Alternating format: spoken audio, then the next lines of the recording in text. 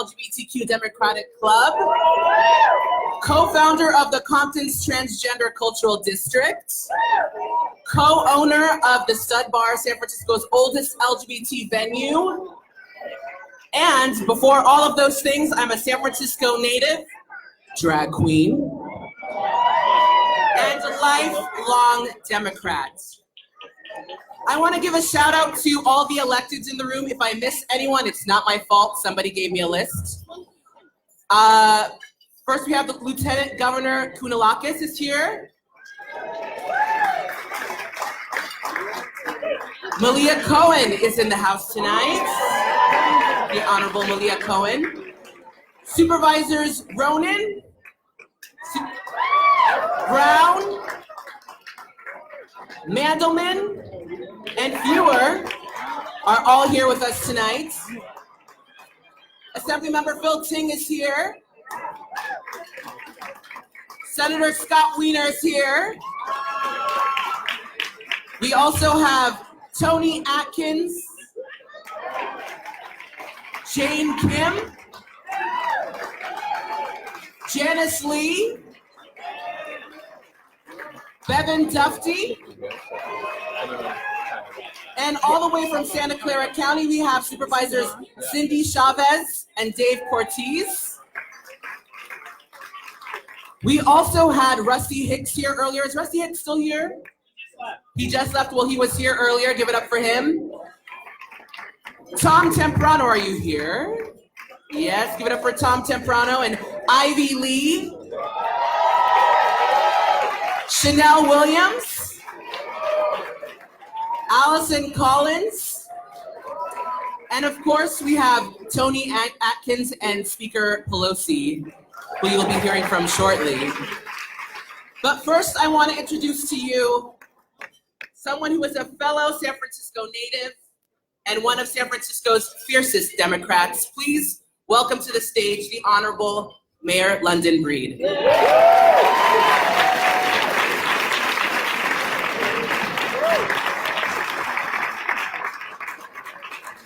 Good evening, Democrats. You know, I thought I was hanging out with Democrats tonight. Good evening, Democrats. It's time to get fired up. It's now or never. We are the heart of the resistance, and it's time we show the rest of the world what that means. Right, Democrats? First of all, I know there's a lot of elected officials in the room, but I want to take this opportunity to, first of all, congratulate Speaker of the House, Nancy Pelosi, on the Lifetime Achievement Award. I know she'll be speaking later, but I want you to know, Speaker Pelosi, we got your back, and when they come for you, we go for them. We're gonna change. We're gonna make sure we do all we can to get you a better president to work with in the White House. That means we gotta raise a lot of money tonight, right, David Campos?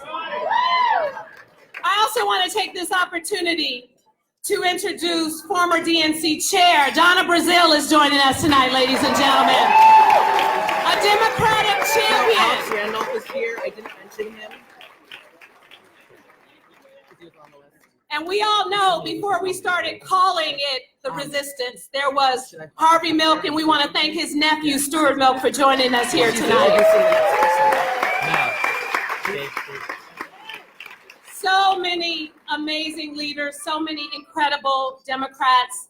And I got to tell you, in San Francisco, with labor, with elected officials, with community advocates, we fight it out, but at the end of the day, we come together for a bigger cause, to really advance our city. We are the heart of the resistance, and that means something to us, because the policies that we put forward here in San Francisco, oftentimes, as you know, people criticize us. They've criticized us for being a sanctuary city and protecting our immigrant communities, and we will continue to stand by our policy. They criticized us when we opened the doors and said we are going to do same-sex marriage here in San Francisco because everyone deserves the right to marry who they love. we've come far. We know that we've pushed forward the kinds of values that are not just San Francisco values.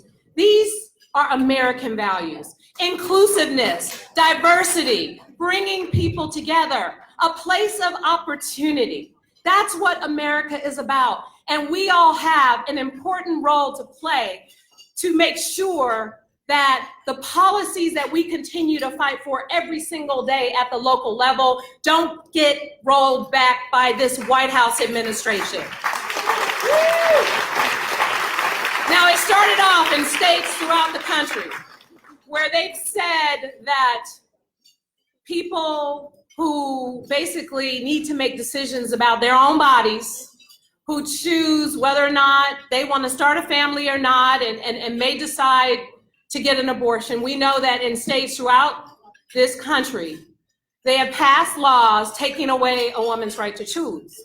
It started with the states, you guys, and now it's moved on. Of course, we shouldn't be surprised that the president has put forth a directive with Title X funds to say that an option to communicate an abortion option for someone who's trying to decide is not something we can do if we want to continue to receive those funds. Well, guess what? On Monday, your mayor sent a letter and said, we're no longer participating in Title X funds.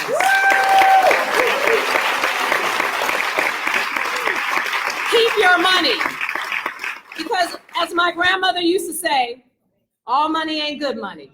And there is no way that we are going to eliminate the option to help someone decide on what to do with their body in the city and county of San Francisco. No way we're going to do that here.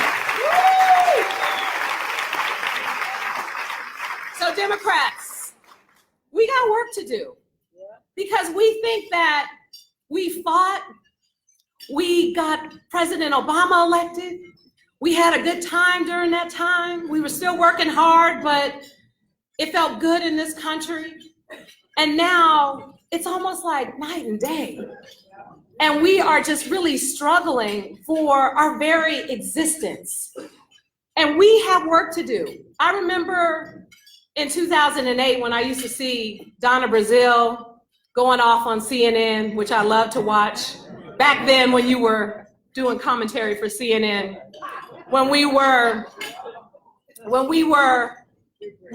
President Obama was running for president and so many of us traveled, Deborah Walker, you remember this, to other states in Ohio and other places. We went out there, we knocked those doors, we made those phone calls, and we were a part of the movement, we know, in San Francisco to help get President Obama elected. Well, guess what, folks? We got to do the same thing. No matter who you support for president, it is time for us to make the phone calls. It is time for us to make the contribution. It is time for us to raise the money so that we can catch the buses and get on the flights and do everything we can to get a Democrat back in the White House.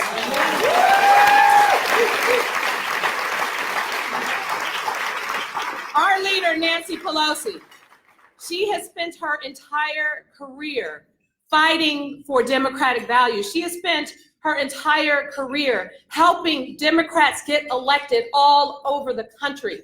And it's time that we help her. It's time that we invest in Democrats all over the country. Between now and November of next year, it is time for us to bust our... Can I curse here today? I was like thinking about my grandmother. I would never curse in front of her. But it is time to bust our asses to get the job done. Let's not take this opportunity for granted. We remember what happened when Hillary Clinton should have been our president right now. We remember when people sat on the sidelines and didn't show up to the polls. We remember when people didn't work hard and do what was necessary, regardless of how you feel about the nominee.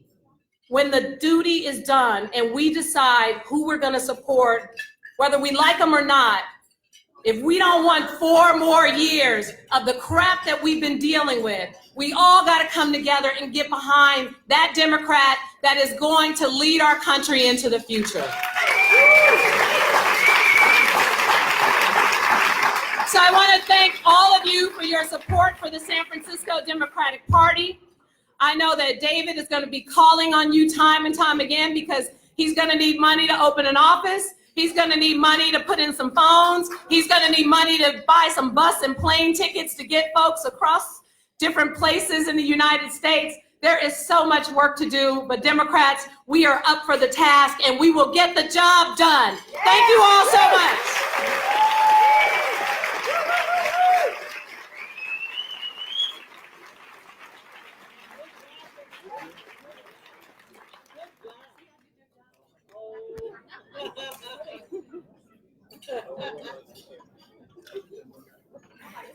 I don't know how you follow that, to be honest with you, Mayor Breed. Good evening, San Francisco Democrats. Okay, come on. Good evening, San Francisco Democrats. We have a former chair of the Democratic National Committee, so we need to show her how San Francisco Democrats roll here. My name is David Campos, and I'm truly honored to stand before you today as the chair of the San Francisco Democratic Party. I'd like to begin by, first of all, thanking the amazing wait staff that is serving us dinner tonight. Thank you very much. You know, there is nothing more democratic than standing with our workers. That's at the core of who we are, and we have a lot of our labor leaders in the House, and you're going to hear from some of them in a little bit later in the program. But that's really who we are, and I have to be honest that tonight is one of those moments that I kind of have to pinch myself as a kid who came to this country undocumented from Guatemala to now be here in this amazing city as the chair of the San Francisco Democratic Party. Well, I mean, it's really a testament to who we are as a country and who we are as a city. Before I talk about our honoree tonight, I do want to acknowledge some folks that were inadvertently left out. I know that Alex Randolph from City College is here. I think P.S. Selby, also from City College, I think she's here. We also had the Chancellor, Mark Rocha, who was here. I don't know if he's still here. And of course, you know, the Mayor Willie Brown. I think I see Mayor Brown somewhere in there. I see our City Attorney, Dennis Herrera. But I want to ask my fellow members of the Democratic County Central Committee who work, you know, day in, day out to put on not only events like this one, but really do the work of the party. To my fellow members of the DCCC, can you please stand up and please, can you give them a big round of applause to acknowledge them?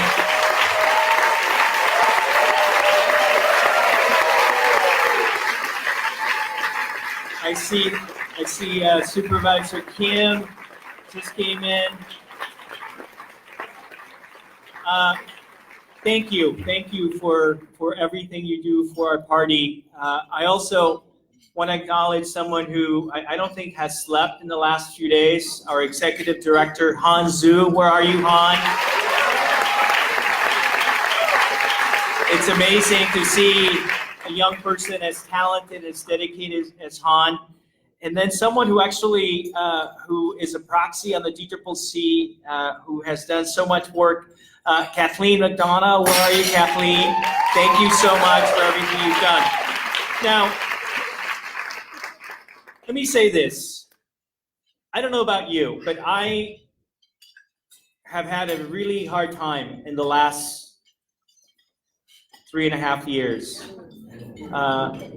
As someone who came here with my family, and we risked our lives to get here. it's really incredible for me to look around and pick up the paper, look at what's coming out of the news, and seeing what's happened to our country. It really is the most surreal, unbelievable thing that I could ever imagine. And when I think about what's going on and why this work is important, I am reminded that in many respects, what happened in 2016, and I have to be honest, I think we took things for granted. I think we really thought that there was just no way that something like this could happen. And I admit that I was one of those individuals. And what we have tried to do when we got elected to the San Francisco Democratic Party was to essentially say, you know what? We're not going to be complacent anymore. And the work that we have tried to do as a Democratic Party has been work that actually recognizes that we fell short and that we have to do more. And that really has been the driving force behind the work of this Democratic County Central Committee. My husband, Phil Wong, is in the audience, and he puts up with me. I owe it to him, and I owe it to my parents and my sisters and all the kids that still see in this country the land of opportunity, the American dream, to do something about what's happened. And the Democratic County Central Committee, one of its proudest moments has been to work with Speaker Pelosi and her team to not only say that we care about this country, but to actually do something about it. And we work with her to open Red to Blue SF. And Red to Blue SF saw hundreds, thousands of volunteers from throughout San Francisco making calls in 19 different congressional districts, 15 of which were flipped from Republican to Democrat. And we started that effort with Minority Leader Nancy Pelosi, and it is because of that effort that we stand today with Speaker Nancy Pelosi. But I want to be clear that we're Democrats, right? And Democrats, we never really agree, and there are always things that we're not happy with, right? But the thing about the next few months is that we cannot let those differences in how we get to the end result get in the way of getting to the end result, and the end result is to take our country back. That's what this is about. And we are honored to recognize someone with a Lifetime Achievement Award. And those of us who've been in politics, and I haven't been in politics as long, it's really hard to imagine how this individual has accomplished what she has accomplished, right? And it's something that goes back to 1976 when she became a member of the Democratic National Committee. She served for 20 years. When she ran for Congress, her office was actually not that far from here, just a few blocks on Mission Street. And what's incredible about her, and she doesn't remember this, but I met her when I was an undergrad at Stanford University. And Speaker Pelosi, I was undocumented at that time when I saw you at Stanford. And what I value about you is not just the accomplishment, the highest ranking woman ever elected in the history of our country, but it's, right?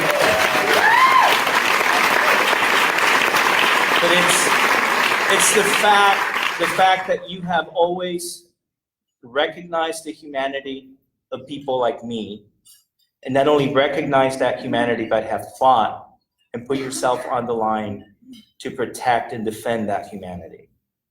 And at a time when the leader of this country is talking about taking birthright citizenship away from kids because he doesn't want brown and black kids to be American citizens, we need to stand united behind the person who has gotten us to this point. And because of her, we took back the House of Representatives and united without letting our differences get in the way. We are going to not only keep the House, win the Senate, but take back the White House. So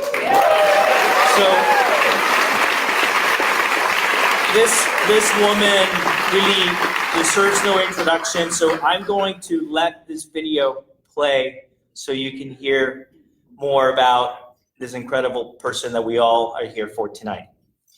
Let it roll. Be clear, House Democrats are down with NDP. Nancy Alessandro Pelosi, the one and future Speaker of the United States House of Representatives. Nancy Pelosi is the most powerful woman in American political history.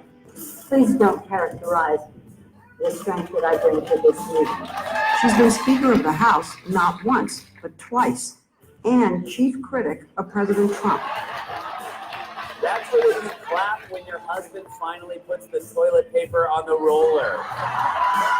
She basically showed him up in public and then walked out of the West Wing, put those sunglasses on and walked away in an image that has become pretty iconic. No one ever won betting against Nancy Pelosi. There's no denying her political acumen and success, achieving the highest political office ever held by a woman in this country. She's been a champion for LGBT rights. Congresswoman Pelosi is a strong woman who knows how to get things done.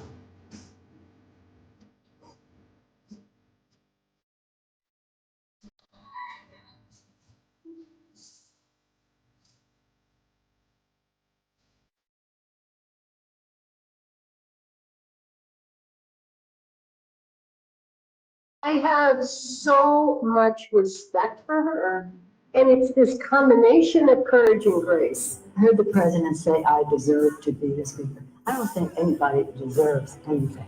It's not about what you have done, it's what you can do. We didn't have a speaker who would bring a gun bill to the floor. We didn't have a speaker who would bring this issue to the floor. We do now.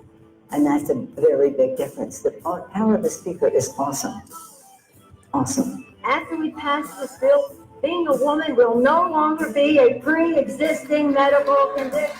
I think Nancy Pelosi, when the history is written, will go down as one of the most effective legislative leaders this country's ever seen. I cannot speak highly enough of Nancy Pelosi. If you're effective as a woman, then they have to undermine you because that's a real threat. I take some, for lack of a better term, badass glee in just saying, women, you know how to get it done, know your power. So I want women to see that you do not get pushed around, that you don't run away from the fight.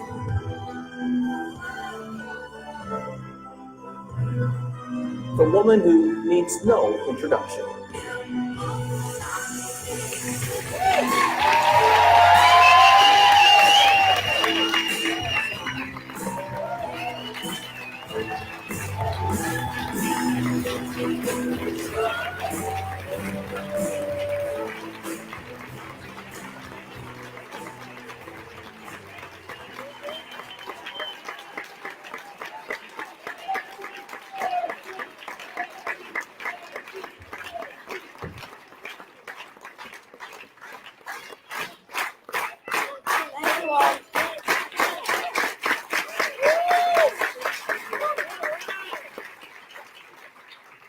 Everyone. Thank you very much. Thank you very much for all of you for being here.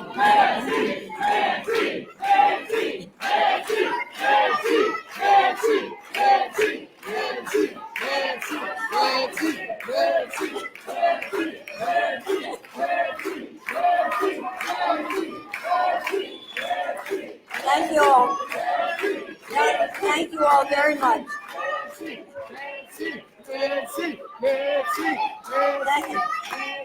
Thank you all very much, each and every one of you, for making me feel right at home.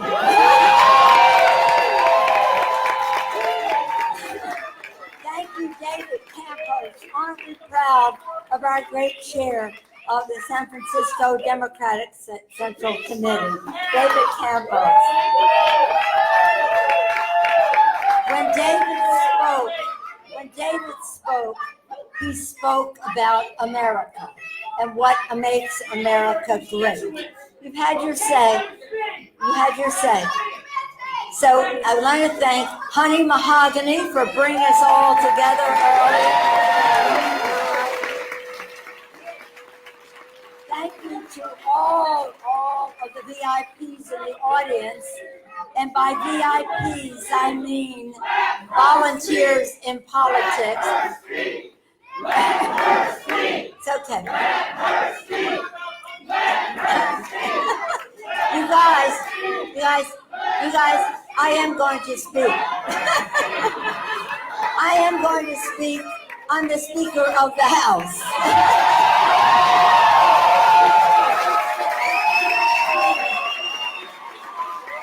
So let's have some fun with this tonight. For me, coming to the San Francisco County Central Committee, coming to the Democratic Party is a homecoming for me. And it's wonderful to welcome some visitors. Where did she go? Donna Brazil, like family to me. Donna. And I'm here with my daughter Christine and Bella, my granddaughter. So for us, this is a family affair. For us, this is a family affair because we are all in this together. And as Mayor Breed, and aren't we proud of our great mayor of San Francisco? Oh my goodness. As the mayor said, sometimes people criticize us for our values. The Republicans, they took out 137,000 ads describing me as a San Francisco liberal in the 2018 election. How proud am I of that?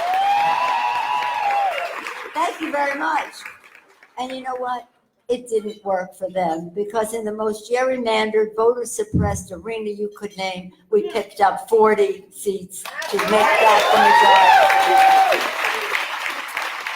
It's an honor to be here with Lieutenant Governor Koulounakis. So many elected officials, the whole room we could introduce, and we almost did. But our elected officials are our official family. It's an honor to be with each and every one of you. But our VIPs are not only you, but our volunteers in politics. Our volunteers in politics. Because that's what makes the difference. So it's wonderful to be with Lieutenant Governor Koulounakis, to be here with President Pro Tem of the California State Senate, Tony Adkins. Where is Tony Adkins? I'm naming the people who are going to be on the program. I thought we were going to have State Chair Rusty Hicks on the program. I'm not sure if that will be happening. Of course, with our distinguished Mayor, Mayor London Breed. And when the mayor spoke, okay, that's an applause on him. And when the mayor spoke, and when David spoke, they both talked about how, for what we believe in, we are sometimes under assault. Because we're just ahead of other people. That's just the way it is. I say to them, don't criticize us because pretty soon you'll be saying this. You just don't know it yet. How about marriage equality? They've soon embraced that. Not soon, but they did. But anyway, it reminded me when the mayor was saying that, and David was saying that, Mr. Chairman was saying that, of this, in Africa, a Presbyterian bishop posted this on the wall in a hospital there. And on it said, when at last I go to heaven and at last meet my maker, he will say to me, show me your wounds. And if I say to him, Lord, I have no wounds, he will say to me, was nothing worth fighting for. Nothing worth fighting for. So we accept our wounds, our battle scars, and all the rest for the greater good. And the greater good are our San Francisco values. The city of St. Francis, the song of St. Francis, our anthem. Those values reflected there. So proudly, I accept this Lifetime Achievement Award from the San Francisco Democratic Central Committee. Thank you, David.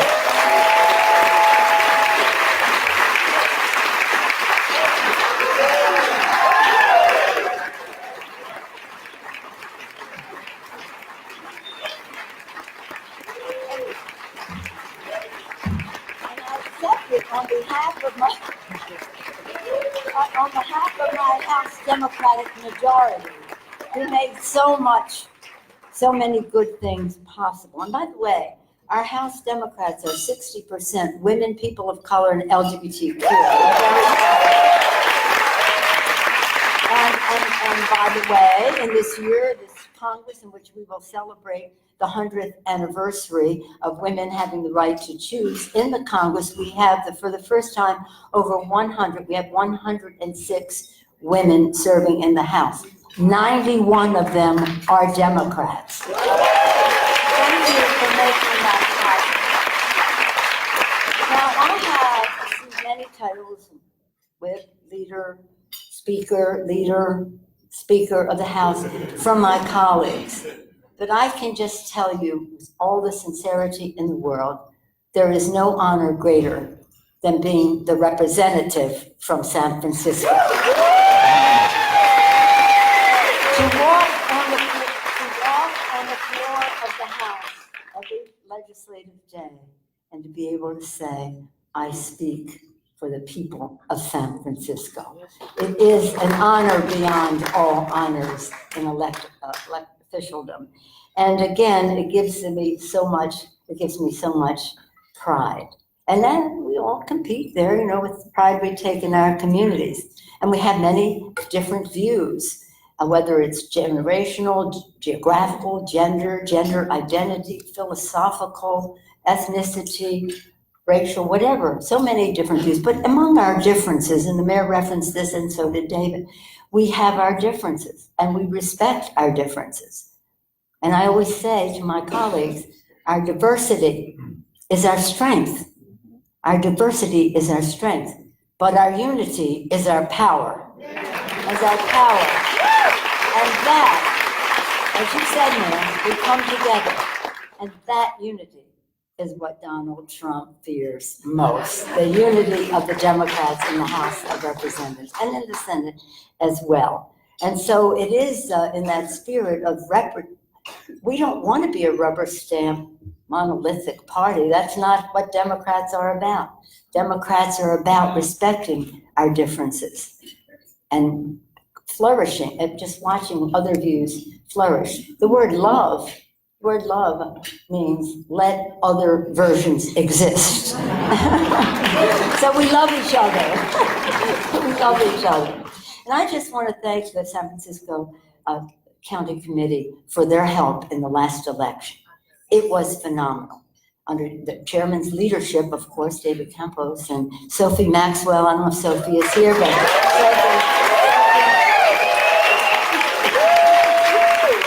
Sophie Maxwell and Christine Pelosi and so many others of you. As the chairman said, we had this drumbeat going out from San Francisco across the country, where we actually won 16 seats attributed specifically to our San Francisco. 16 and that was really good. Now, it is, we worked with teachers and anybody, our union members in the House is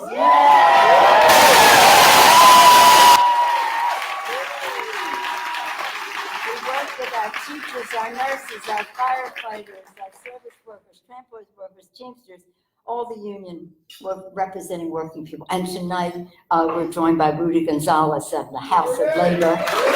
Rudy. Thank you, Rudy. With his daughter, Zoe. We love our diversity and of expression and the rest. Here with his daughter, Zoe, who's there with there's no stronger partnership than we have for America's working family. People say to me, oh, you're so good, you keep them all together. I said, I don't keep them together. Our values keep us together. And our shared value, that with all of the differences or other exuberances we may have, our shared value is to advance and make progress for America's working families. And in that regard, there's no closer relationship than the Democratic Party and organized labor. In fact, we believe that the middle class in America has a union label on it. So Rudy, thank you for your leadership and so many others who were here tonight. So in California, we won alone 7 seats. 7 seats. When I first started my run for leadership in around 2000, there were 26 Democrats and 26 Republicans. And we said, leave California to us. We know how to do this. I had been chair of the California Democratic. We know how to do this. We know the state, the grassroots down to the last blade of grass. We know the differences among districts and within districts. And we know how to get this done. And so each year we would win more. We picked up one in reapportionment. We're 53 now. 46 Democrats, 7 Republicans. Really? So when we say that California leads the way to a Democratic majority, we're talking numbers. We're talking 46 to 7. Zoe Lofgren would like to get them down to less than a handful. But we'll see how that goes. I mean, we're pretty, and it is here. We really do have to expand our majority and doing that, help win governorships, working with our legislators here to solidify the super majorities in our legislatures, but all across the country, winning legislatures, state houses, Senate, taking back the Senate for the American people so that we can. Again, I just wanted to do a little San Francisco politics. San Francisco is fearless. Sometimes we have our own differences about the path that we take. But I just think that I'm so proud of San Francisco, and Mayor, thank you, and working with so many others for affordable housing for our families and for the guardians of our children's education, especially our public school teachers and educators. We must vote yes on A and yes on E. Yes on A and yes on E. Have dignity for all San Franciscans. We must support our seniors and people with disabilities. Yes on Proposition B. Yes on A, yes on B, no on C. No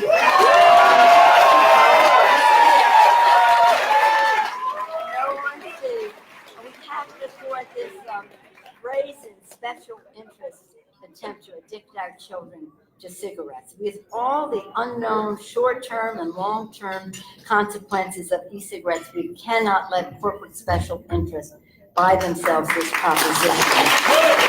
So, children, teachers, parents, leaders, policymakers, say no to Juul, no on C.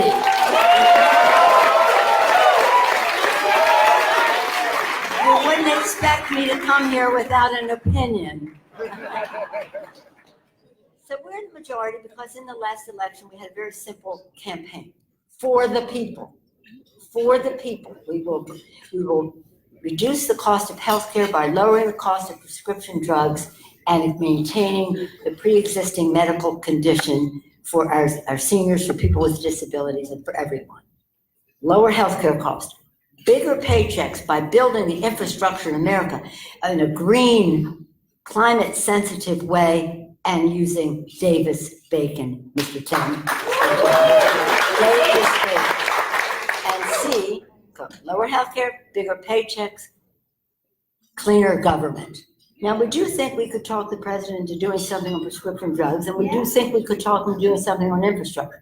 Cleaner government? No, I don't think so. I don't think so. But nonetheless, that is central to us. Cleaner government, where we lower the role of big, dark, special interest money, we increase the role of small donors and end voter suppression, and the list goes on, passing a new Voting Rights Act, and passing the SAFE Act.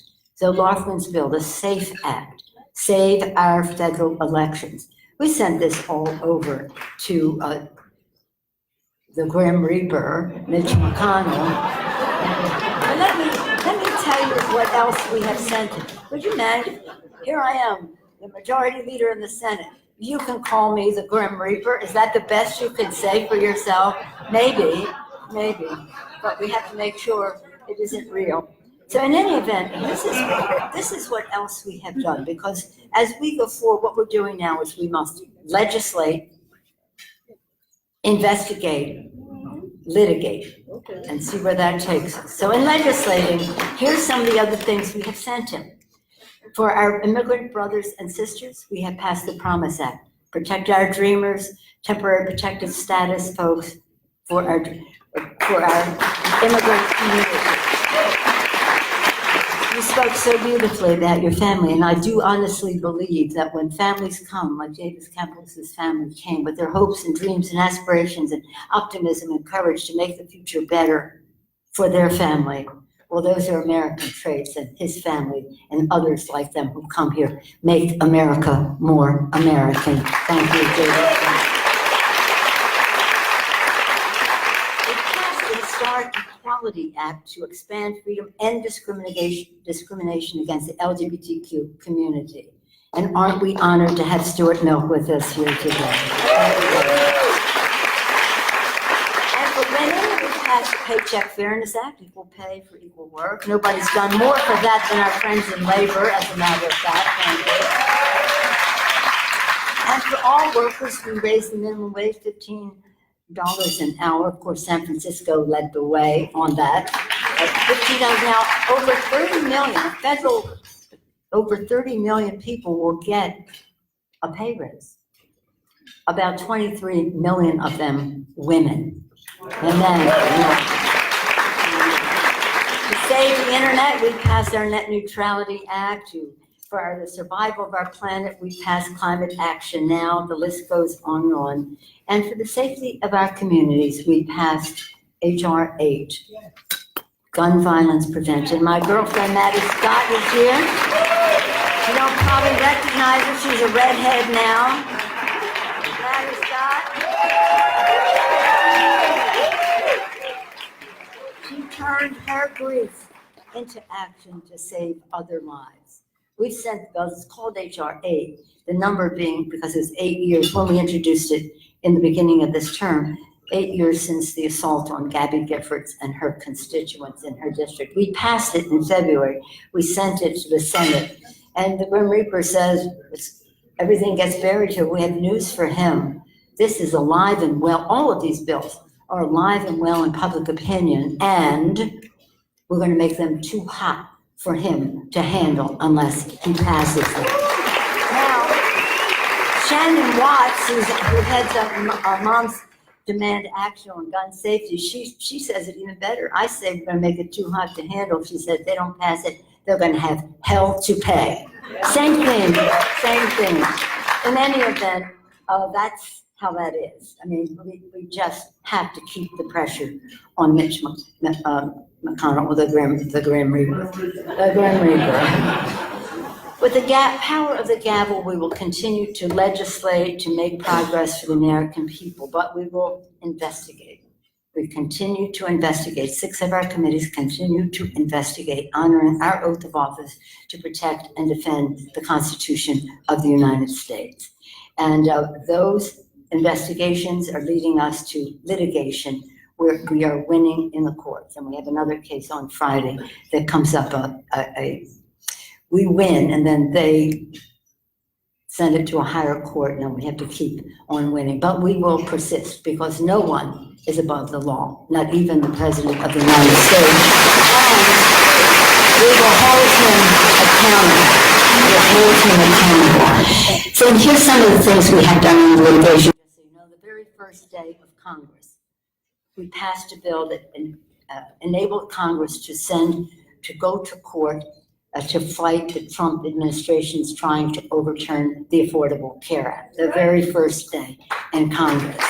And we were heard in the Supreme Court on our case on the census, and we beat him in the Supreme Court on the census. And many groups were involved in that, but we were too. And on day one, again, we threw that full weight behind many of the changes that he is trying to make that we think are against the law. And now our petition, we have a petition, you're probably wondering about this in response to our good friends and neighbors there.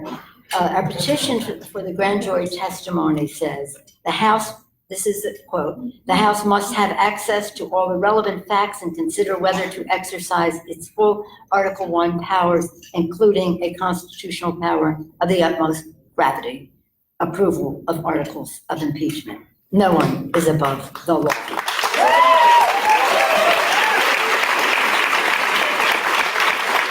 When we take the oath of office, we take a solemn oath to protect and defend the Constitution against all enemies, foreign and domestic.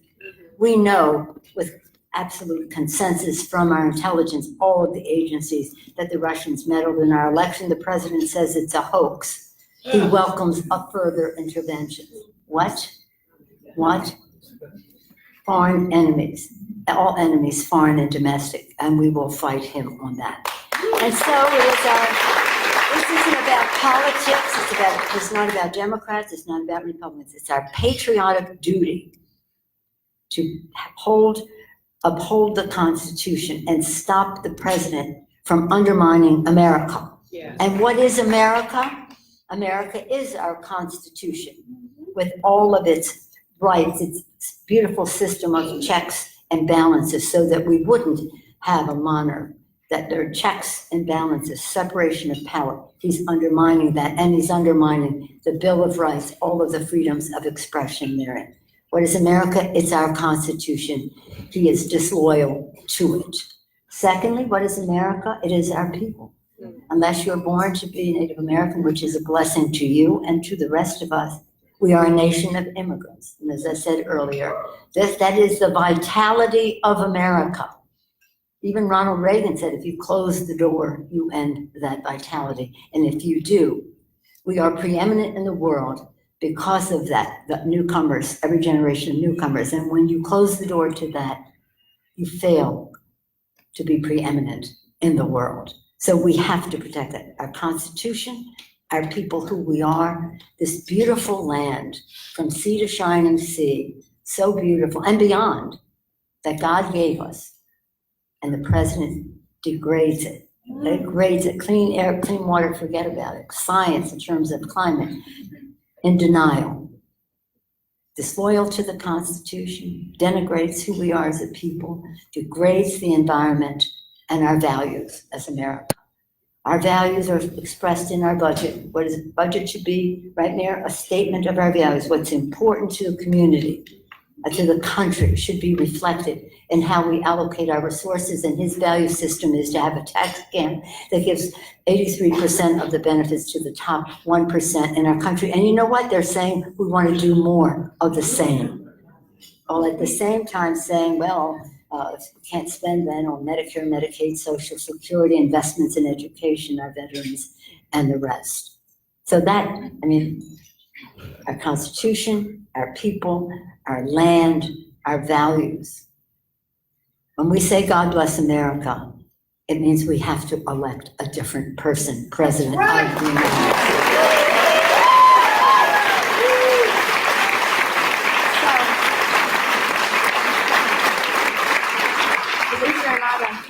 To my notes so I don't go even longer than I've gone, because there was some ad-libbing going on here. I had to respond. The beginning of our country, in the darkest days of the revolution, Thomas Paine, I say this in every speech that I make in the last month or so. Thomas Paine said, "The times have found us." The times have found us. And they responded. We believe that the times have found us, each and every one of us. The time, not to place ourselves in the category of greatness of our founders, but we know that we're in the category of urgency to save this democracy, to save this democracy. So much is at stake with the present administration and the Republicans in the Congress who support every step of the way what the president is doing. So the times have found each and every one of you. Clearly, you have made a decision to answer that call, because you are here, not only here tonight, but here for the efforts of the San Francisco County Committee, and to help that echo chamber across the country of doing something better for the future. The times have found us in Congress They found me as Speaker of the House. And by the way, I really get upset when I get introduced as the highest ranking woman because it makes me cry. Because I thought we were going to have a woman president of the United States. And maybe we will. Maybe we will soon. So here we go. In the Congress, in the courts, in the court of public opinion, we have to defend our democracy. Nothing less is at stake. This is not like any other election. Of course, we say that. This is the most crucial election of our time, and then they just keep getting more crucial. But this is not like any other Republican. This is something very different that has hijacked the Republican Party in a way that is doing serious damage to our country that we will repair, but to repair it, we must win. So again, are you ready to defend and expand our House majority? To take back the Senate for the American people? And are we ready to elect a Democratic president of the United States?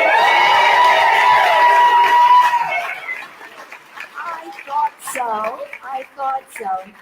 Thank you for this Lifetime Achievement Award, which I will display with great pride in the Speaker's office in the Capitol of the United States. God bless you. God bless San Francisco Democrats. God bless America. Thank you all very much.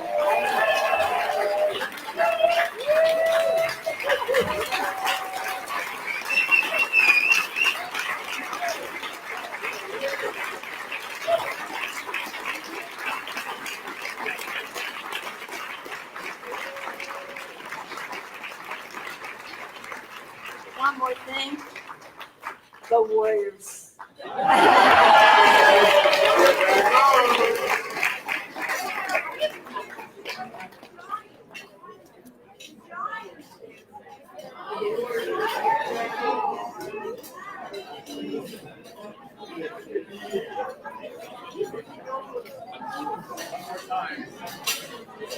One more time for our fearless leader, Speaker Nancy Pelosi.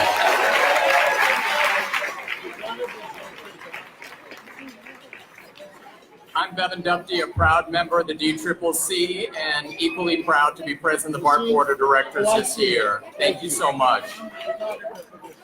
I was very excited to introduce our next speaker because we share a mother. And it happens that that mother is the Queen Mother of the Imperial Court. And hopefully most of you know that the Imperial Court is an important part of San Francisco's history and of the queer movement for civil rights. Nicole Murray Ramirez of San Diego, who is the Queen Mother of the Americas, and I look at Stuart Milk, who's, can I say we're proteges, is that fair? We're proteges. Scott Wiener, I've heard, is now on speed dial with Nicole, and Todd Gloria, who's going to be the first gay mayor elected in San Diego, assembly member.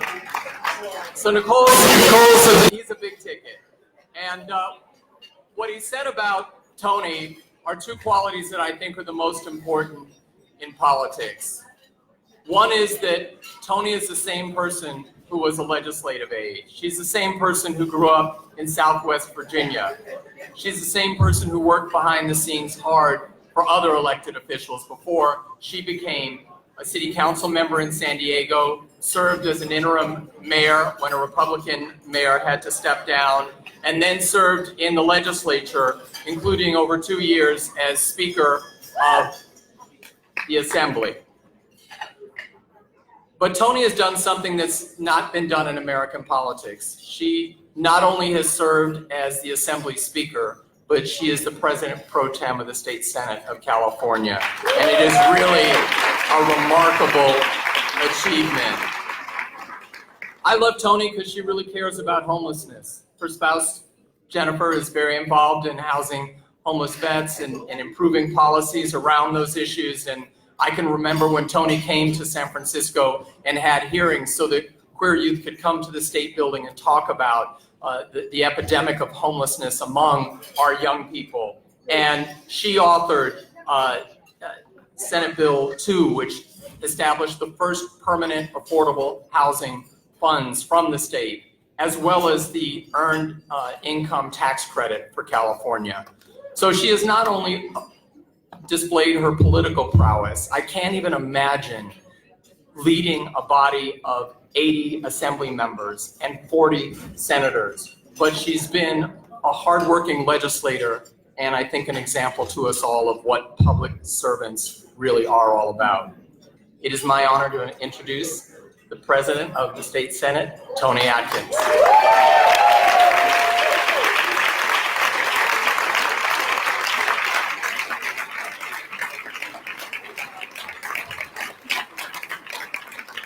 Well, good evening, San Francisco Democrats.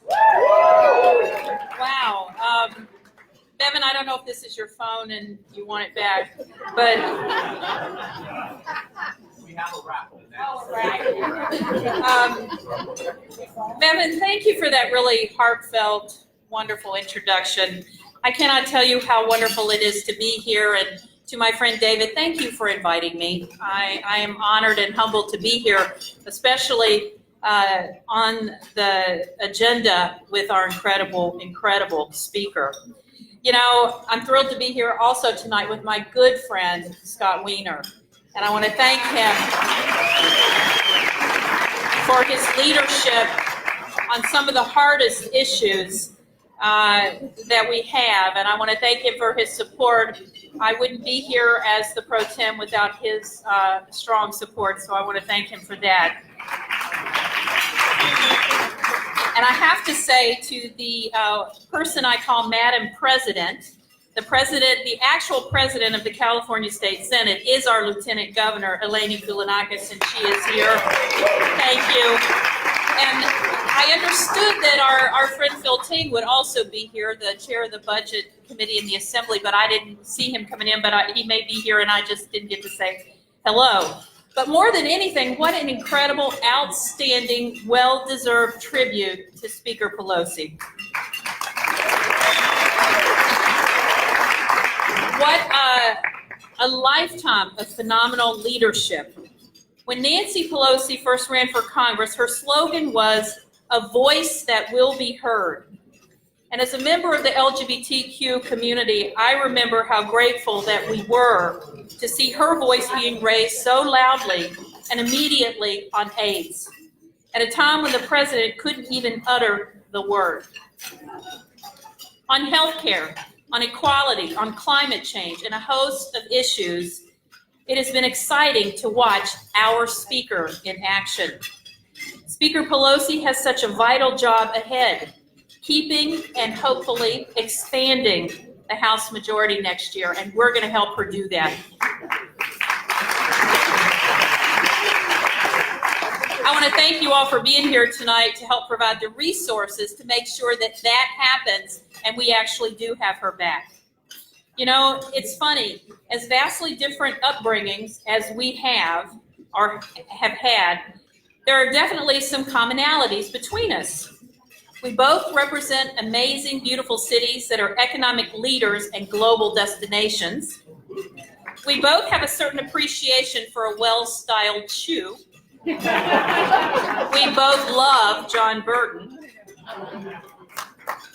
And most importantly, we both share a commitment to building coalitions that can harness the power and resources of politics and government to open doors and improve lives. You heard her speak on that so eloquently. I also want to thank a good friend and someone I admire greatly, Mayor Breed. I want to thank you for welcoming me yet again to San Francisco. It's always good to see you, and it's always good to be in this great city. You know, the challenges of being a big city mayor in America in 2019 are daunting. And you're taking on those challenges, Mayor, with amazing vision and energy. You know, a couple of weeks ago, I was at an event in San Diego with Governor Newsom. I joked it was a sign that the last vestiges of California's north-south rivalry had ended.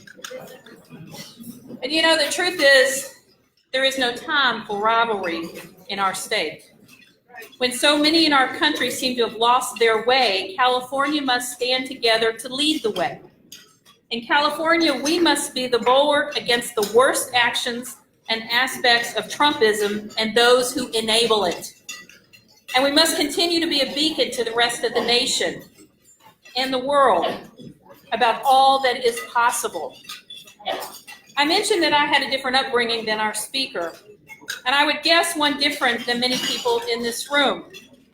You know, I grew up in Southwest Virginia, as Bevan said, in Appalachia, where if we had a place called Cow Hollow, well, number one, it would be Cow Holler.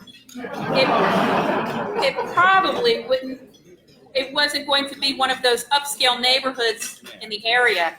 How and where I grew up absolutely shapes my approach to politics and governing, as I'm sure it is for many of you. You all have stories.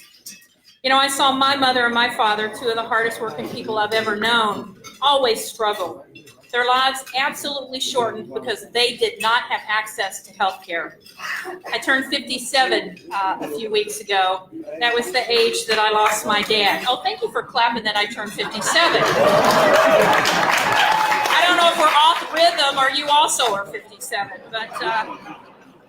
but the seriousness is I lost my dad at 57 because he didn't have access to good quality health care. I saw for myself how class is its own unique barrier to participating in our society. And I also saw neighbors and communities grow increasingly tired and frustrated as they were let down and shut out time and time again from the next big thing that they had been promised. Sound familiar? I admit the circumstances of my upbringing created some anger in me. Anger that I've worked really hard to repurpose into activism and advocacy. It also created in me a sense of commitment to be forthright about the situations we find ourselves in and the real solutions that can solve them. A commitment that we have to actually deliver the goods, not just sell people a bill of goods. Wonder who I'm talking about. You know, if you look at California these past few years, delivering is exactly what we have been doing. Other states have declared war on workers. California shows that raising the minimum wage, honoring project labor agreements, ensuring parental leave for working families can all be part of a vigorous economy. Thank you, labor. Other states are working to dismantle the Affordable Care Act. In California, we just invested more than $400 million to help Californians get health care through the Affordable Care Act, increasing subsidies and ensuring a premium increase of less than 1%. And I am really proud that the state Senate is a partner with Governor Newsom to put California on the path to health care for all.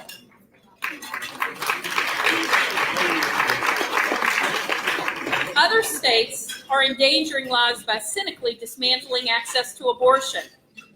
I ran a women's health clinic during the Operation Rescue terrorism period, and that's why I actually wrote California's law expanding women's access to abortion services.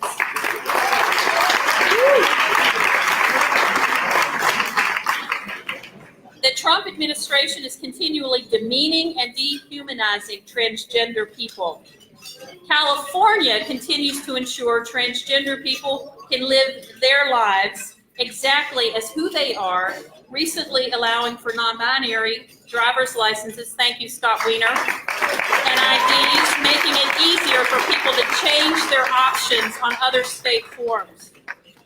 You know, back in June, I was honored to speak alongside Stuart Milk and some others at an incredibly important dedication of the LGBTQ Wall of Honor at the Stonewall Inn.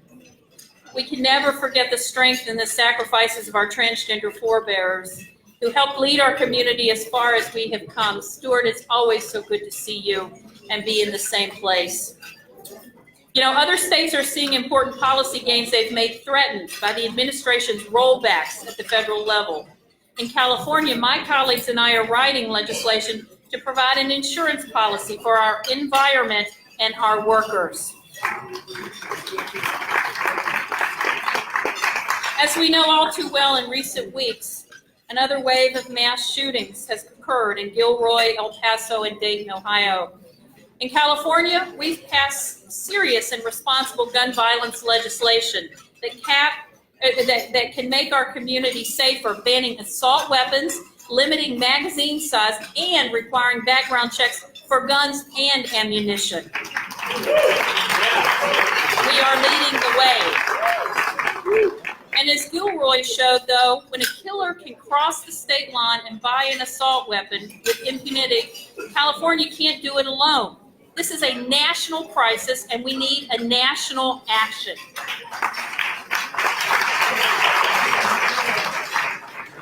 But with Don Jr. being the president's go-to guy on guns, and Machine Gun Mitch bragging about being the Grim Reaper in the Senate, how awful is that?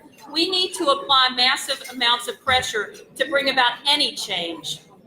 When it comes to perhaps the greatest existential crisis we face, there is clearly no place in America that can claim a stronger record of climate action, and very few places in the world, especially with economies near California's scale. You know, there's been a lot of attention around the Green New Deal.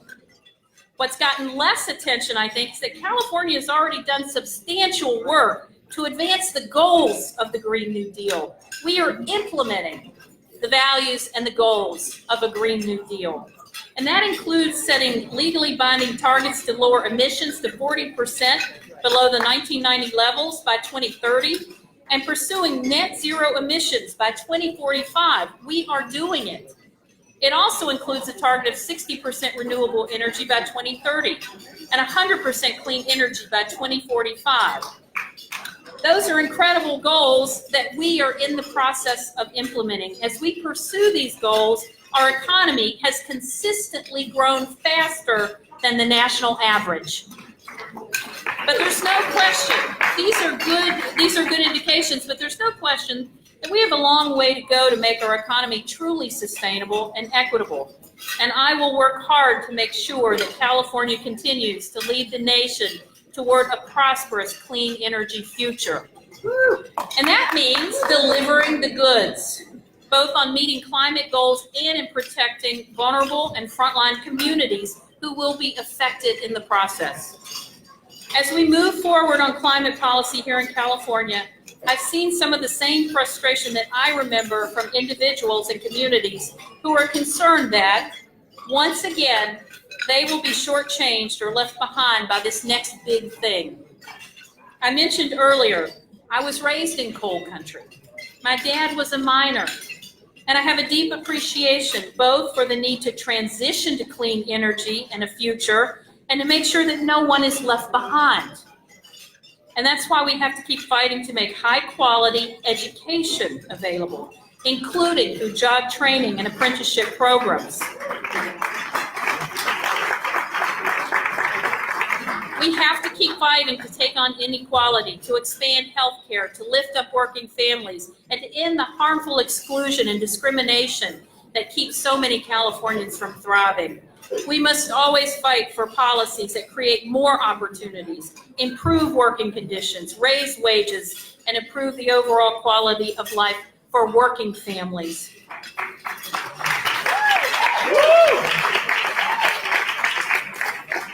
You know, but I know that I'm preaching to the choir, because as California has so often led the nation, San Francisco has so often led California. Our next election is going to offer a true clash of visions. And if ever there was a year to show who has the stronger vision, 2020 will be that year. The state Senate's primary effort next year will be to make sure that we bring back all of our Democratic members and maybe even add a few more. As I told the speaker earlier, we will be fighting in overlap areas with key congressional seats that California needs to defend. So I'm proud that we will be there putting additional Democratic resources where they're needed most. And I want to thank you for your help in that from San Francisco. We have a big job ahead of us, and it is a critically important one, as you heard our speaker outline.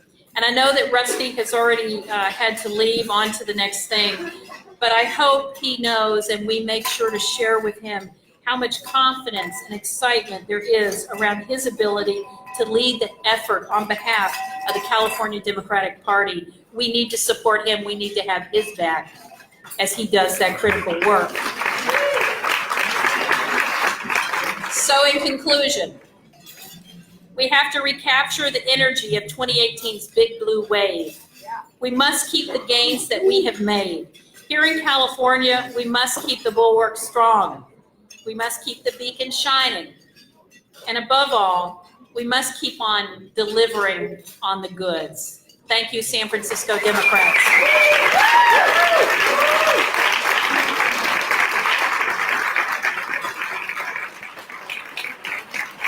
Tony Atkins, our California trailblazer, our very own. So briefly, I just want to ask if you can help me work a small piece of magic tonight. So I'm going to ask you to help me turn $20 into $8,000. And there are 400 people here tonight. A couple maybe have left, but we got about 400 people here tonight. And if all of us spent $20 on the raffle that is ongoing right now, we would raise $8,000 for the San Francisco Democratic Party. So let me just point out that there is a Buster Posey autographed baseball and SF Giants game tickets, a painting by Senator Dianne Feinstein, lunch for 4 with California State Treasurer Fiona Ma, which undoubtedly will involve karaoke, one night stay for 2 in a superior room at the Intercontinental San Francisco, not tonight, and a Resist gift basket, including lunch for 4 at Original Joe's with our own DCC chair, David Campos, and a certificate for 5 minutes of public comment. You probably could sell that on eBay. You might not have to use that. And with that, I want to welcome our longstanding heroic DCCC member, Petra De Jesus.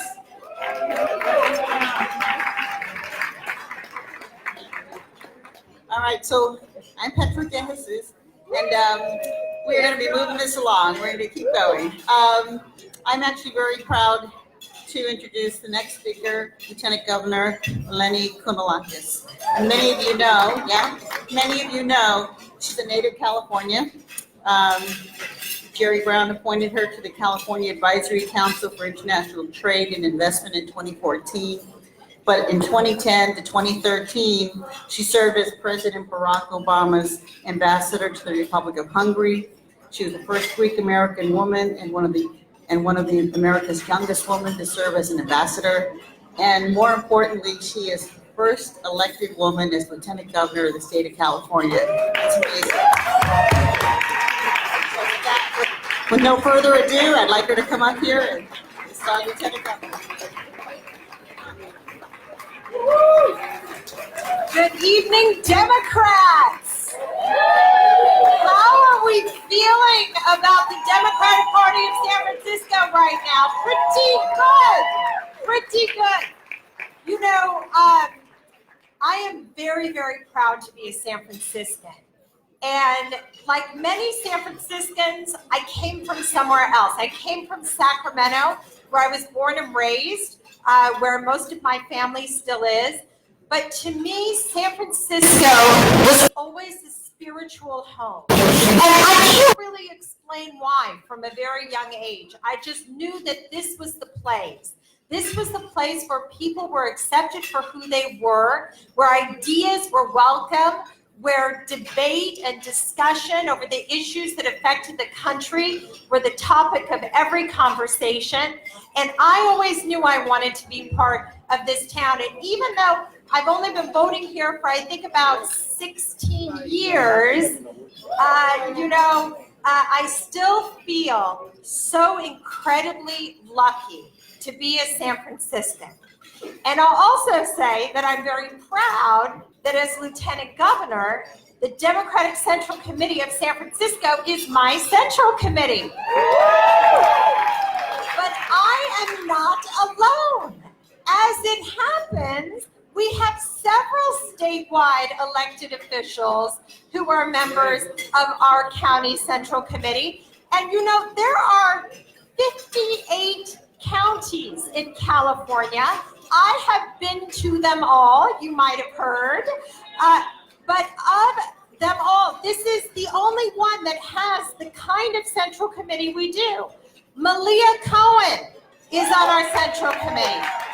Fiona Ma, the Treasurer of the State, is on our Central Committee. Dianne Feinstein, our senators from our Central Committee. And of course, the Speaker of the House of Representatives, the highest ranking woman in American politics, Nancy Pelosi, is a member of our Central Committee. I don't know, that's pretty unbelievable unless you consider what the Speaker always says, which is that she is our voice. This is her congressional district. She represents the plural voices and the plural thinking of the greatest, most progressive, most innovative place, not just in the country, but in the world, San Francisco. I might also mention that everyone I just mentioned is a woman, right? Kind of also pretty amazing. So I know we're a little behind schedule, but I just want to tell you about one thing that I have been working on as your newly elected Lieutenant Governor. Just one thing. And I have to share this because I do represent the whole state. And true to form, I've been visiting every one of the CSU and UC campuses. There are 33 of them. And I've been talking to a lot of kids and I've been learning a lot. I don't know if you know this, but 27% of Californians are foreign born. 50% of California kids have at least one parent who is an immigrant. And 44% of the students at the UC are the first in their family to go to college. Similar numbers at the CSU. Here's an interesting story I think you'll find will make you proud. So a few months ago, 60 Minutes did a program about Princeton University and how through the Gates Foundation, 300 first-generation students were graduating in one class this last year from Princeton. Well, the president of CSU Fullerton saw this and tweeted at them, "Hey, 60 Minutes, that's great. That's really fabulous.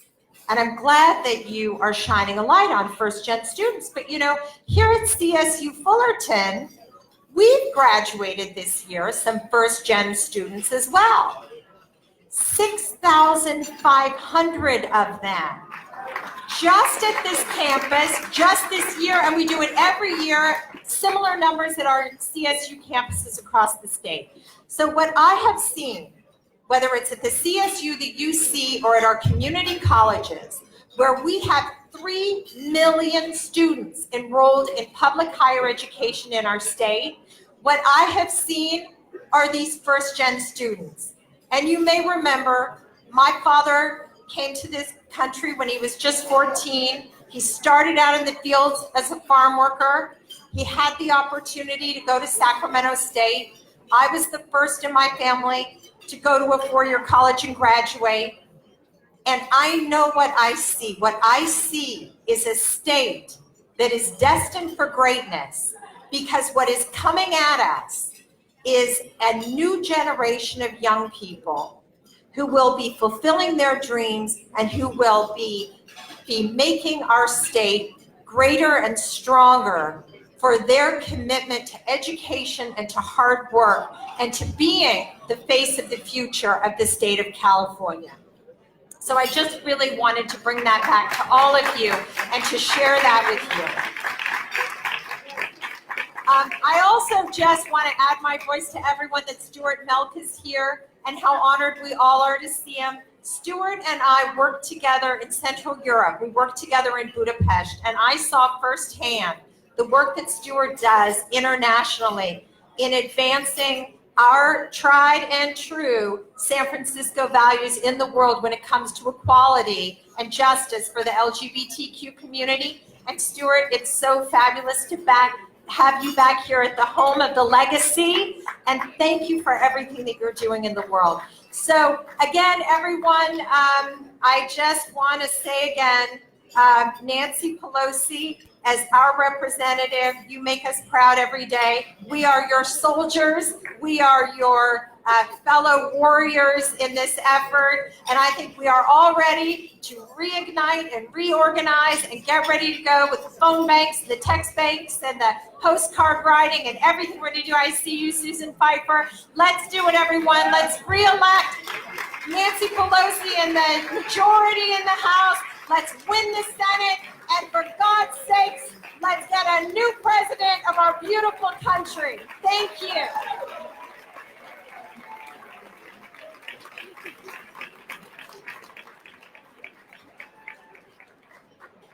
Hello, everybody. My name is Frances Shea. I'm a member of the Democratic Party Central Committee. Thank you all. Checks in the mail. Thank you for that, Cherry. I'd like to thank Lieutenant Governor Kounalakis for her remarks. And as somebody who went through public school from elementary all the way through college, I appreciate the work you're doing. You know, my daughter is at public university now, so that's going to be particularly critical as we're trying to figure out how to pay the bills. So thank you so much for your work. And thank you so much as the first woman lieutenant governor we have in the state. She is breaking barriers, so thank you for that. I am here, one, to apologize on behalf of Rusty Hicks. He wanted to be here to speak, and to welcome everybody here. Unfortunately, there is a lot going on. He's kind of a busy guy as the chair of the California Democratic Party. So he apologizes that he wasn't here. He was here earlier, but he couldn't stay. So, Rusty Hicks, who just got elected about a block away from here, he came to the party from the labor movement as the president of the LA County Federation of Labor. Labor in the house! We have labor in the house. And in that capacity, he worked really hard to stand up to powerful interests to fight for our working families.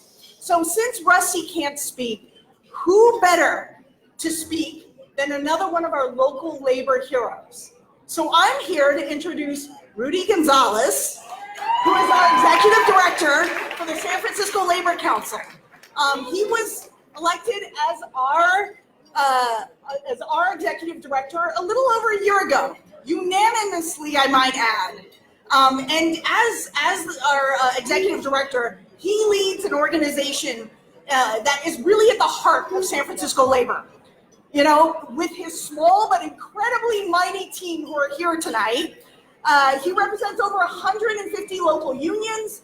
That's over 100,000 hard-working people here in the city and county of San Francisco. And during his short time as executive director, we've really had an amazing partnership here with the San Francisco Democratic Party with labor. And we've worked hand in hand. He's been a fighter for working people. We've worked together at the ballot box. We've worked together at the strike line with Local 2. And we've been together on the bargaining table as our San Francisco public unions. And so we're looking forward to many more victories. So I'd like to invite not only Rudy, who is our current executive director, but also our past executive director at the Labor Council, Tim Paulson, to come on up and share with us a little bit about that partnership. Come on up. All right.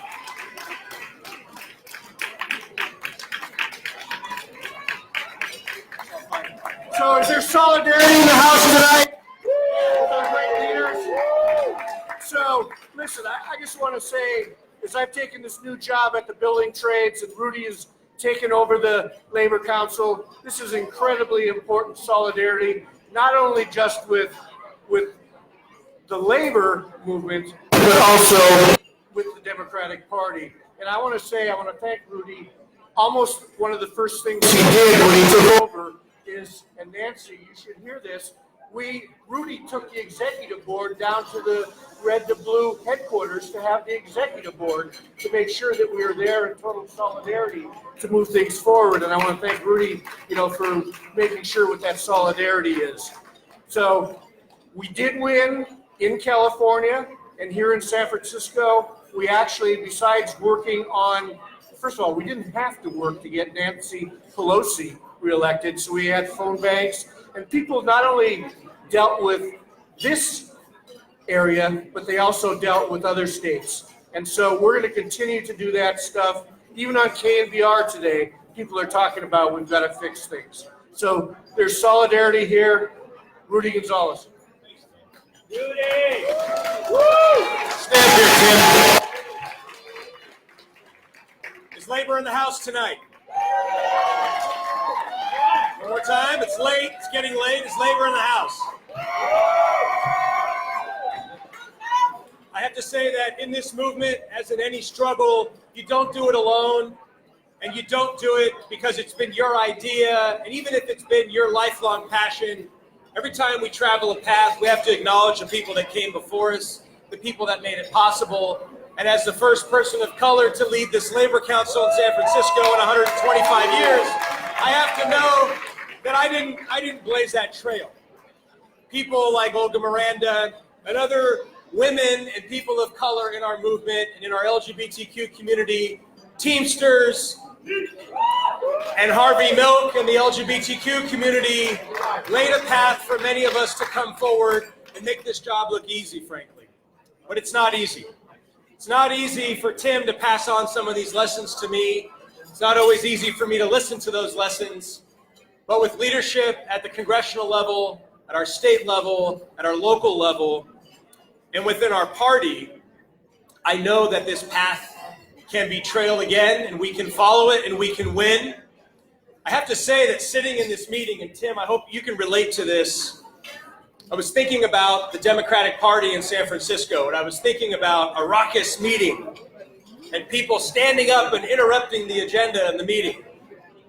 People challenging the status quo, meetings running on far too long or longer than we anticipated, every speaker going on just a little too long, struggling, but somehow uniting and still being willing to do the hard work to build coalitions to advance an agenda that works for everybody, that's inclusive and that respects diversity and that is willing to push on and fight good fights. I was thinking some of these similarities, and they feel a lot like union meetings. Yes. This meeting feels a lot like a union meeting in that regard. Like, we have a leader, we have an agenda, Speaker Pelosi, but everybody has to talk about something else in the meantime. And we have to argue about the agenda and who's going to be on the stage. I'm happy to know that as a leader of coalitions, I'm not alone in that regard. But it is in that diversity that we find strength. And there were no truer words than what Speaker Pelosi said tonight, that in that unity we have power. We have power when housekeepers and restaurant workers, are there local 2 members in here tonight? And are there people in here that believe that whether you're an airline catering worker, or you're a passenger service worker, or you're a hotel worker, that one job should be enough? Does anybody agree with that? One job should be enough. One job. One job. So it's when we, sorry, Tim. So Tim and I were talking about who's going to be the straight man, who's going to be the other side of the act, and we were really talking about, well, what is it that aligns us with this party? And it's the same thing that aligns hard hats with service workers in the labor movement. It's principle. It's that idea that we never take anything that we don't earn, and we never back down from a fight, and we stand up for the people who've been forgotten, who've been marginalized. And we make sure that for the people who have suffered, that it's never going to happen again. And yes, we need to take back our country. And yes, hotel workers and other unions are already doubling down and telling me they won't be around a precinct walk in San Francisco because they'll be in the Carolinas, because they'll be in Florida. They're even going to Colorado. Our union members are going to mobilize across this country to save their democracy and our country.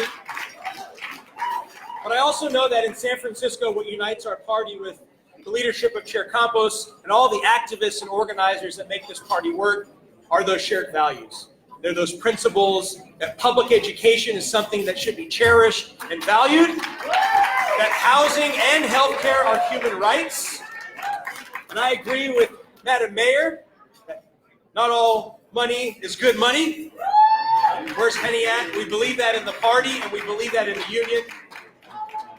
So I want to say that it's through those values and through the alignment of those values that we can find common ground, and Chair Campos, we can fight together. And whether it's to protect Free City College or some other right or privilege or benefit that we've won for our communities, or it's to fight the next round, that those values and principles have to transcend any election or endorsement locally. That with that alignment of values, if we stick to those principles, we can find a partnership that transcends all those disagreements. So I'm excited to be here to support the party and this specific project. And I'm happy to be here with Tim and the unity between our councils. And thank you for your time. I'm not sure who I'm supposed to turn this microphone over to. Chair Campos, thank you. Thanks to Madam Speaker. All right, can we hear it for our labor leaders? By the way, I also want to acknowledge, that we have so many folks from our labor that are here. I also see someone that I have looked up to for a long time, who has been fighting for workers in San Francisco for a long time. He's up, and I've never seen him wear a suit and tie. Mike Casey. All right, okay. I know that this is now turning into a real San Francisco Democratic meeting because people are talking. A lot of folks are not paying attention. We're almost done, but I do want to try something. Let's show that San Francisco Democrats can actually work together. So for those of you in the labor movement, you know that farm workers, you had Spanish-speaking, Tagalog-speaking farm workers, and they couldn't communicate with one another, so they did it through what we know as the unity clap, that it resembles a heartbeat. So can we see if we can try this, San Francisco Democrats? Can we do the unity clap?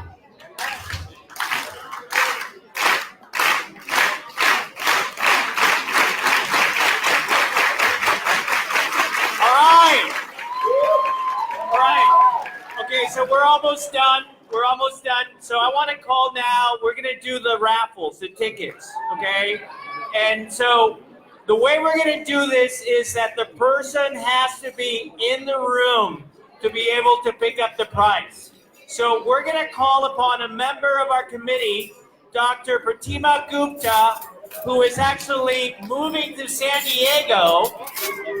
And so she's going to do us the honor. Dr. Gupta, if you can please come up. So does everyone have your ticket? You have your raffle tickets? Okay, you have your raffle tickets? All right, so we're going to go for the first prize. So here's Dr. Gupta. Can we hear it for Dr. Gupta? Let's give her a big round of applause. All right, so this is for the first prize, which is the Buster Posey autographed baseball and SF Giants game tickets. All right, so here we go.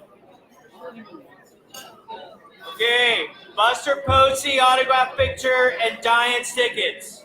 Number 6537542. Again, 6537542. We have, okay, Christine Pelosi. Okay, we did not plan it. It happened. Did not plan it that way. Okay, so if we can give her the prize. Come on up, Christine. Come on up.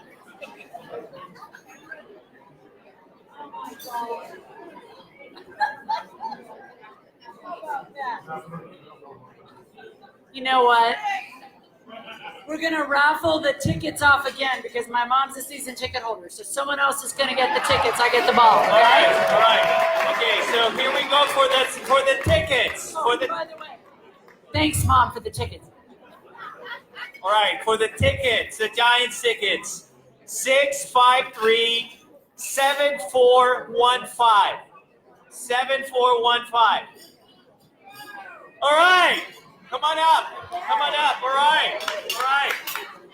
Congratulations. Go Giants. Go Giants. Thank you, Christine. Okay, now, those of you who love art, the next one is actually very, very, very important. Can we get your attention? So it's a painting by our own U.S. Senator Dianne Feinstein. Where's the painting? Here it is. So you get to take this exclusive painting by our own Senator Dianne Feinstein. 653-7958. 7958. Anyone here? 7958. All right, come on up. All right. Now, the next one. Lunch with our own State Treasurer Fiona Ma. Lunch with Fiona Ma for 4.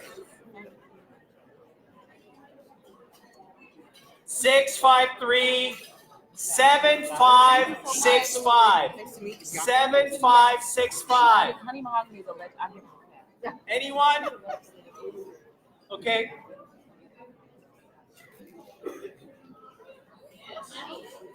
Seven, 5, 6, 6, 5, going once.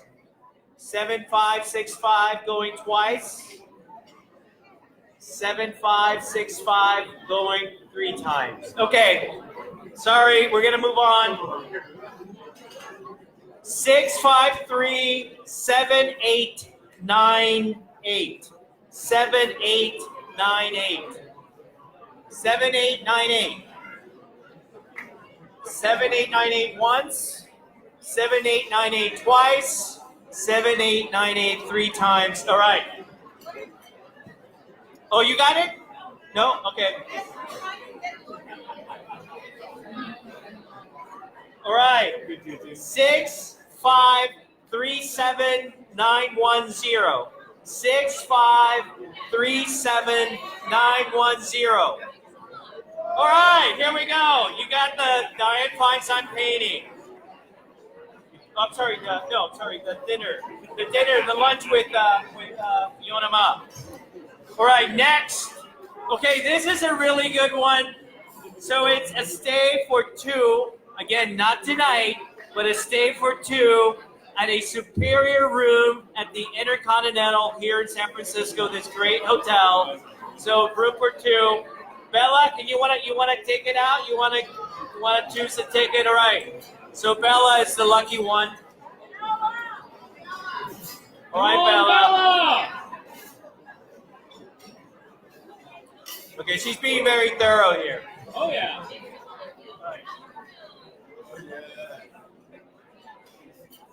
All right. 6537943. 7943. All right, congratulations. Superior room at the Intercontinental Hotel. And then this is the last one, and actually I don't know that anyone necessarily wants this, but it's a resist basket, including lunch at Original Joe's with myself, chair of the Democratic Party. And actually, this is the most important one. You have a certificate for 5 minutes of public comment. So that is valuable. People can actually give you a lot of money for that. So Bella, do you want to do the honors?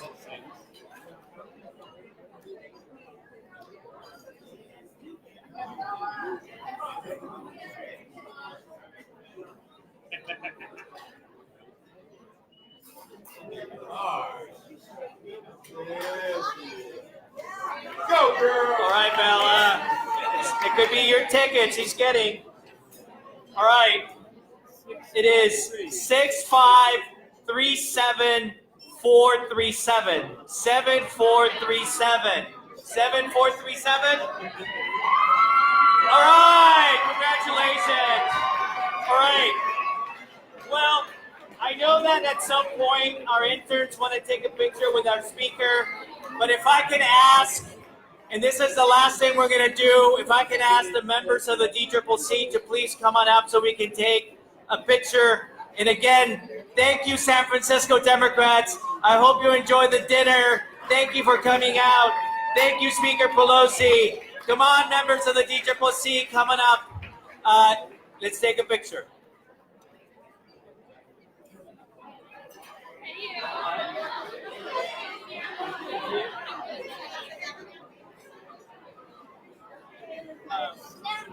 Madam Speaker, Dan, can we get the Speaker to take a picture with all the members of the DCCC?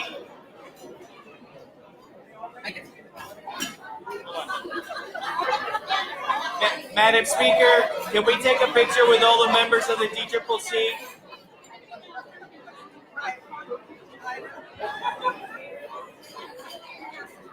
Please get in the middle, Madam Speaker. All right, can we get our electeds as well? Our elected officials. Everyone's here. She's here. Oh, yay, look at me.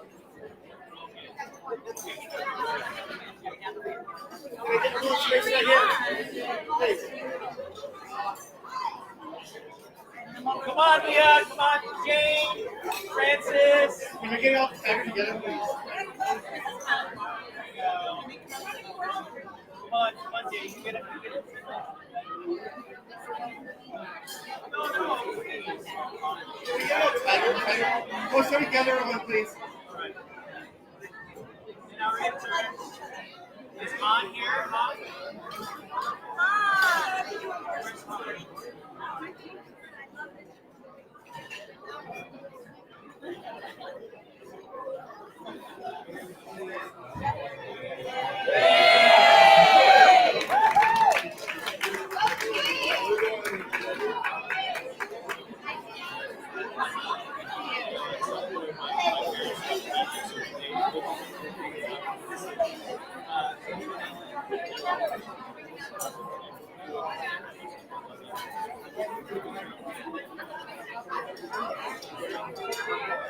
So, I think our interns are going to take a picture with you.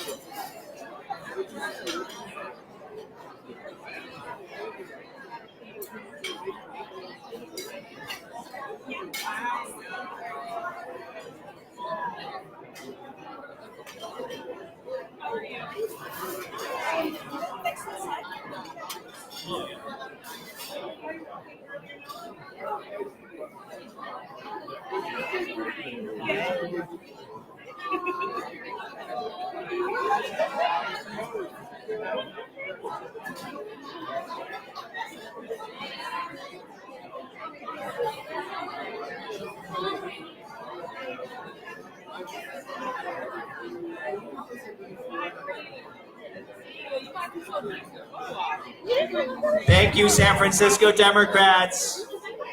Go get him. Thank you, Stuart Mill.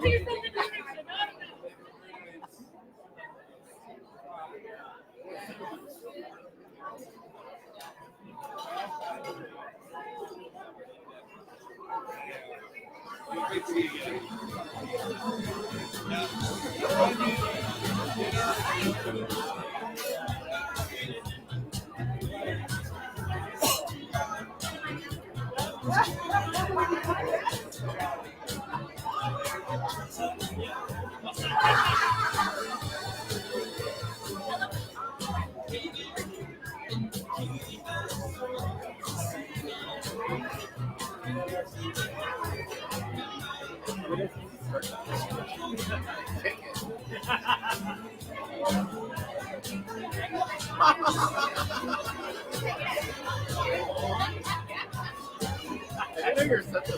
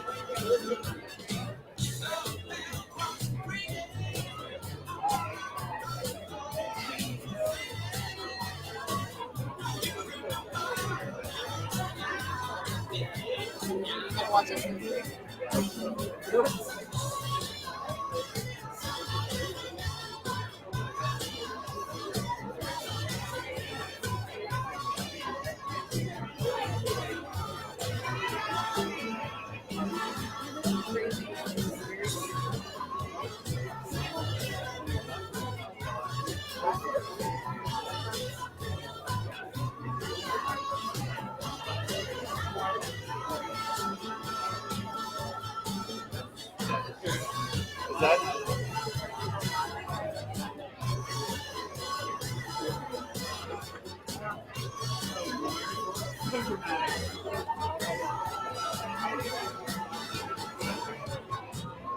Where are you at?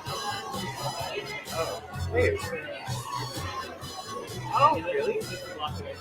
Oh, wow.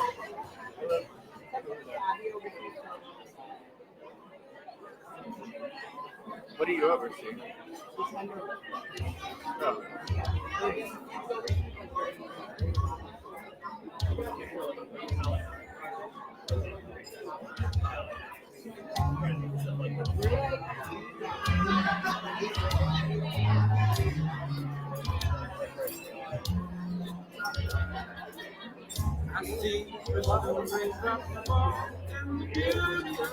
I really like that. He called me because Levin gave him my number, and he was like, no, only not good. But I mean, that would have been awesome.